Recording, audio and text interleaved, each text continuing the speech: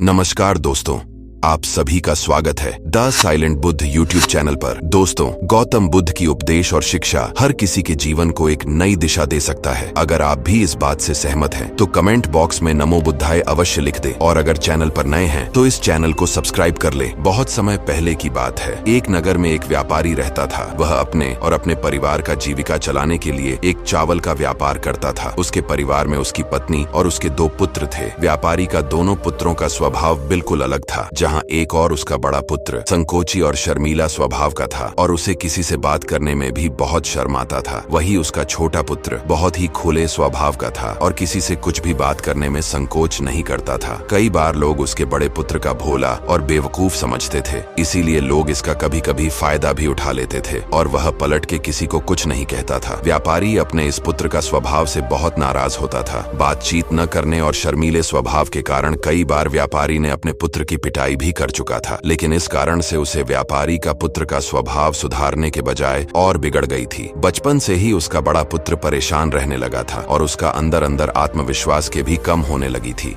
इसीलिए वह पढ़ाई में भी कमजोर रहता था और परीक्षा में आए प्रश्न का भी डर के कारण जवाब नहीं दे पाता था, जिस कारण से उसका शिक्षा भी सही ढंग से नहीं हो पाई थी। जब बड़ा पुत्र युवावस्था में प्रवेश करता है तो व्यापारी उसे भी अपने व्यापार में लगा देता है। वह अपने पिता के डर के कारण व्यापार करने के लिए तैयार हो गया। कई बार ऐसी गलतियां कर देता था जिसके चलते व्यापारी बहुत अधिक नाराज हो जाता था। एक दिन व्यापारी किसी काम से शहर गया हुआ था और दुकान पर अपने बड़े पुत्र को देखभाल के लिए कहा था। तभी दुकान में कुछ लोग आते हैं और कहते हैं, हमें तुम्हारे पिता ने भेजा है। उसका यह संदेश है कि दुकान में जितने चावल की बोरियां हैं वह हमें दे दो। उन्होंने चावल के सभी बोरियों को शहर मंगवाया है। व्यापारी का पुत्र उनसे प्रश्न पूछने की हिम्मत जुटा ही रहा था। 2 आदमी दुकान के अंदर घुस गए और दुकान में जितने भी चावल की बोरियां थी सबको निकाल कर एक तांगे में रखा और वहां से चले गए। व्यापारी के पुत्र ने उन्हें रोकने की प्रयास किया, लेकिन उसके संकोच और शर्मीलापन के कारण वह उन दोनों को कुछ कह नहीं पाया। उसने मन ही मन सोचा, मैं अगर इन्हें चावल की बोरी को ले जाने के लिए रोको तो पिताजी मुझ पर नाराज हो जाएंगे। व्यापारी जब शहर से वापस आया तो खाली दुकान देखकर वह अपने पुत्र से प्रश्न करता है, सभी चावल की बोरियां कहाँ गई? ये दुकान इतनी खाली क्यों है? उसके पुत्र ने जवाब दिया, कुछ लोग शहर से आए थे और उन लोगों ने कहा कि आपने चावल की सारी बोरियां शहर मंगवाए हैं।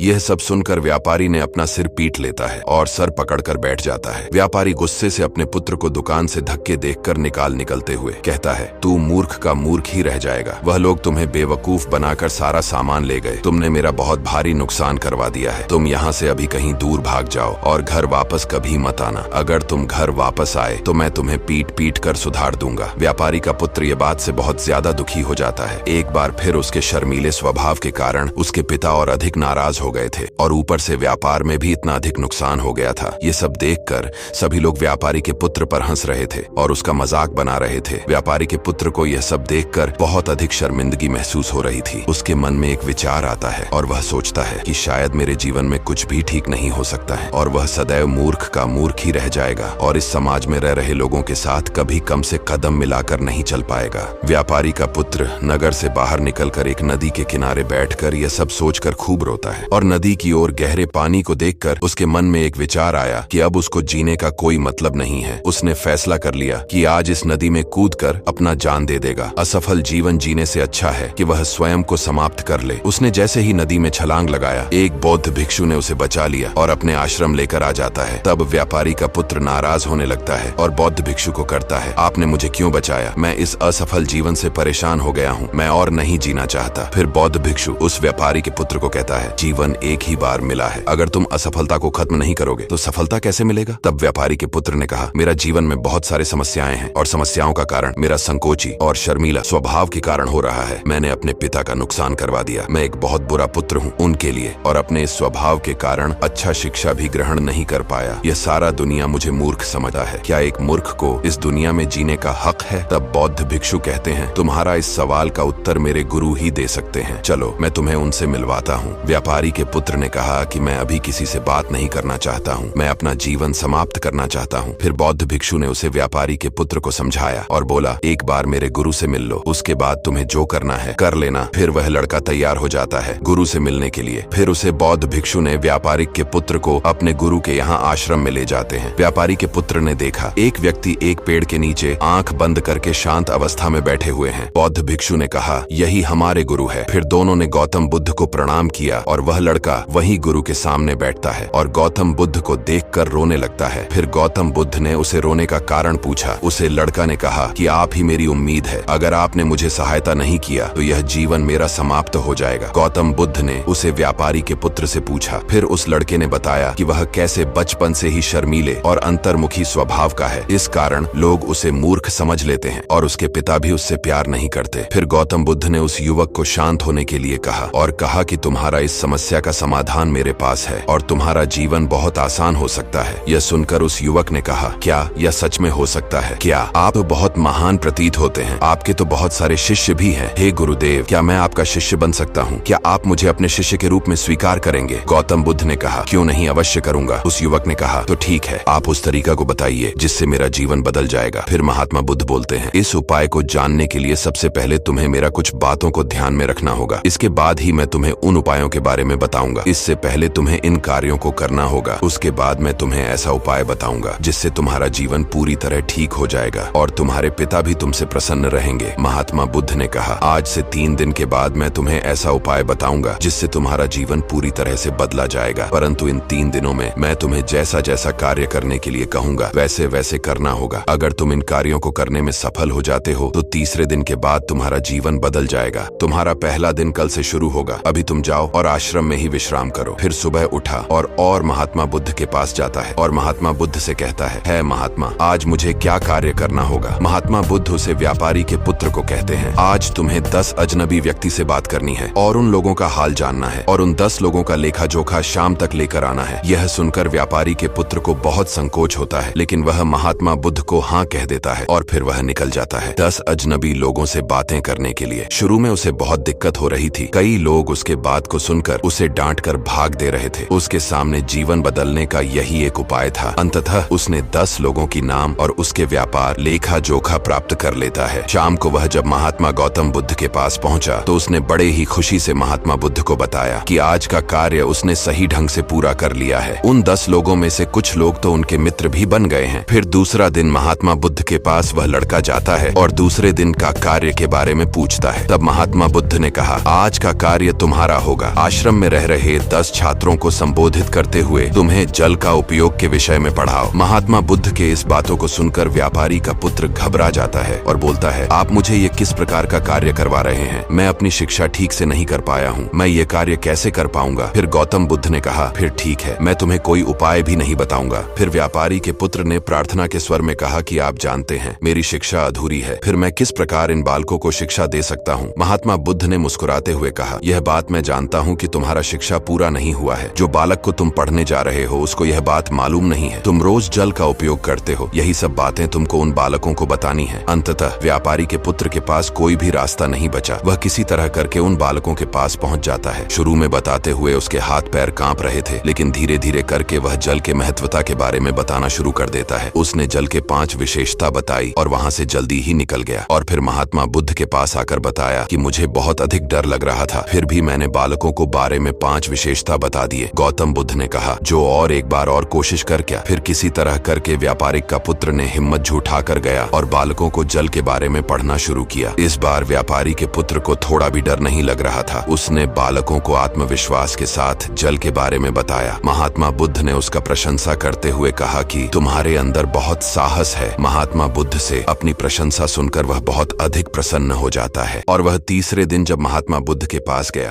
तो महात्मा बुद्ध ने उसे तीसरे दिन का कार्य बताते हुए कहा, आज का कार्य तुम्हें अजीब लग सकता है, लेकिन यह तुम्हें करना ही होगा। आज का तुम्हारा कार्य है तुम्हें अपना पिता के पास जाकर मिलना है। यह बात सुनकर वह युवक बहुत अधिक डर जाता है। फिर उसे युवक ने कहा, नहीं नहीं, मैं अपने पिता के पास नहीं जाऊंगा। फिर महात्मा बुद्ध कहते हैं, ठीक है, तब मैं तुम्हें वह उपाय भी नहीं बताऊंगा। अंततः उस युवक को महात्मा बुद्ध की बात माननी पड़ी। महात्मा बुद्ध ने उसे युवक को कहा, तुम अपने पिता के पास जाकर उसे क्षमा मांगना और कहना कि तुम्हें और एक अवसर दे ताकि तुम स्वयं को बुद्धिमान साबित कर सको। उसे युवक ने बहुत हिम्मत के बाद अपने पिता से क्षमा मांगी। अंततः व्यापारी ने अपने पुत्र को क्षमा कर दिया और उसे दूसरा अवसर देने के लिए राजी हो गया। व्यापारी के पुत्र ने महात्मा बुद्ध के पास आकर वह उपाय के बारे में जानना चाहा। तब महात्मा बुद्ध ने कहा, तुमने अपना उपाय खोज लिया है। तुम किसी से बात नहीं कर पाते थे, तुम बहुत शर्मीले थे, तुम्हारे अंदर डर बैठा हुआ था। हम कितने आत्मविश्वासी हैं, हम कितने शर्मीले हैं और हमें कितना डर है, ये बात सिर्फ हमें पता रहता है। बाहरी दुनिया में किसी को पता नहीं रहता है और बाहरी दुनिया में हम जैसे दिखाएंगे लोग हमें इस प्रकार का समझते हैं। यदि तुम आत्मविश्वासी नहीं हो और अनजान व्यक्ति के सामने आत्मविश्वासी दिखाने का अभिनय करो तो वह तुम्हें आत्मविश्वासी ही समझेगी। वह युवक को समझ में आ गया था कि महात्मा बुद्ध उसे क्या समझाना चाहते थे। फिर उसे युवक ने महात्मा बुद्ध को धन्यवाद कहा और कहते हुए कहा, मैं अपने जीवन में सफल होकर दिखाऊंगा। तो यह थी आज की कहानी। यह कहानी से आपको कुछ ज्ञान मिला हो तो इस चैनल को सब्सक्राइब और वीडियो को लाइक और कमेंट बॉक्स में नमो बुद्धाय अवश्य लिख दें। मिलते हैं इसी तरह के ज्ञानवर्धक कहानी को लेकर। तब तक के लिए पूरी कहानी सुनाने के लिए बहुत बहुत धन्यवाद।